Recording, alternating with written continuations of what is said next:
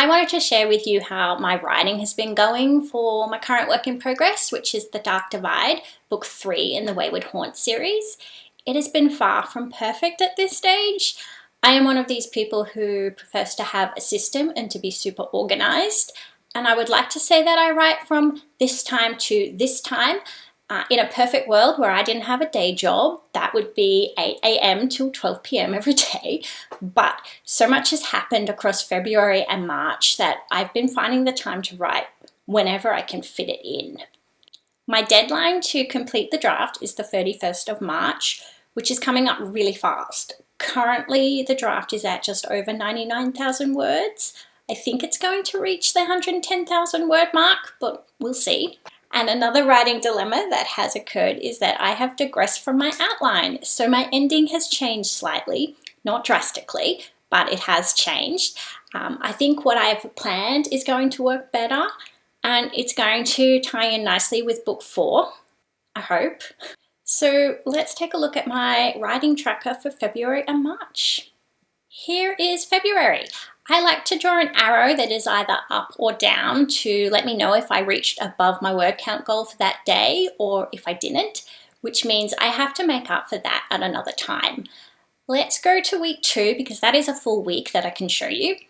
My goal on a Monday is 500 words, and that's simply because I have a day job, and 500 words for me is achievable on those days.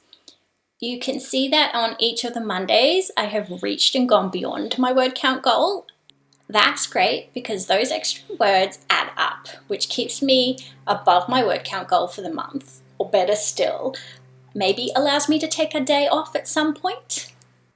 Tuesday, I work from home, which eliminates travel to and from work. I set a word count goal for 1,000 words, which I normally achieve. February 14th was a little different. I did have to go into the office that day, so my goal was 500 words.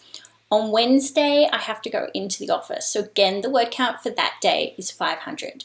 Thursdays are my day off because I work part-time. I set myself a goal for 1,500 words a day. I was a few words short on the 9th of February. I'm going to put that down to just being tired. And here is where the schedule starts to get crazy. My family from Japan arrived on this day. I hadn't seen them since before COVID, and I'd never met my niece before. She's 20 months old. They were visiting for 3 weeks, and I wanted to spend as much time with them as possible, which meant my word count goal decreased. So from Thursday 23rd onwards, I set a word count goal of 750 words a day, which worked out fine for the first 2 days. And then I got lazy and I just wanted to spend time with my family. 26th, 27th and 28th of February were days off. I enjoyed my time at the beach instead. Let's check out how I went for March.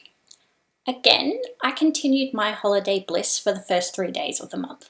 At the time, I was feeling incredibly guilty about not writing, but now looking back on those days, I think having a break was the right thing to do because from then on, when I did get back into writing, I set a word count goal of 500 words a day, and I met those goals. You can see I was getting some large word counts achieved in week 3 of March, but it did come at a price.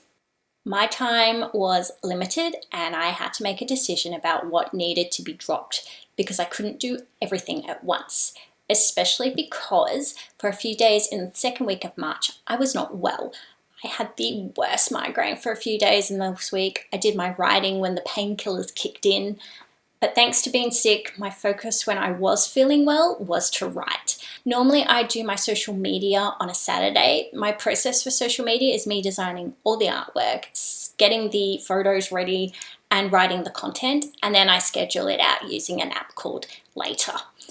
But with everything that had happened, I did not bother with social media for the first 3 weeks of March.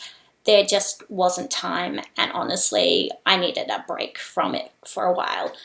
The second struggle I encountered was that I didn't get my February newsletter out. I wanted to go out on the last weekend of February, but there just wasn't time. Hopefully I made up for that with the content in March's newsletter.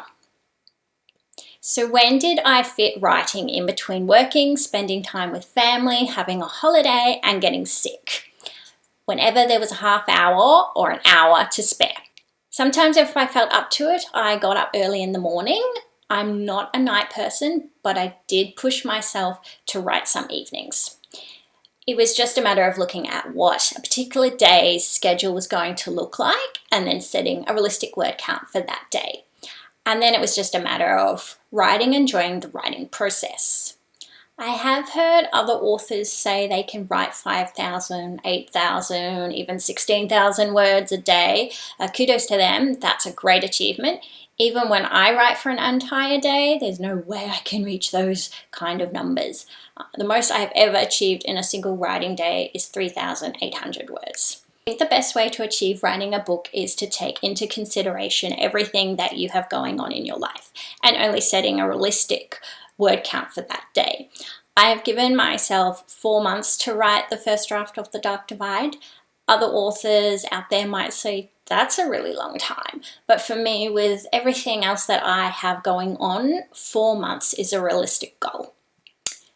Fingers crossed I can reach that 31st of March deadline. In the next video, I'll be discussing my process for the self-edit. See you then.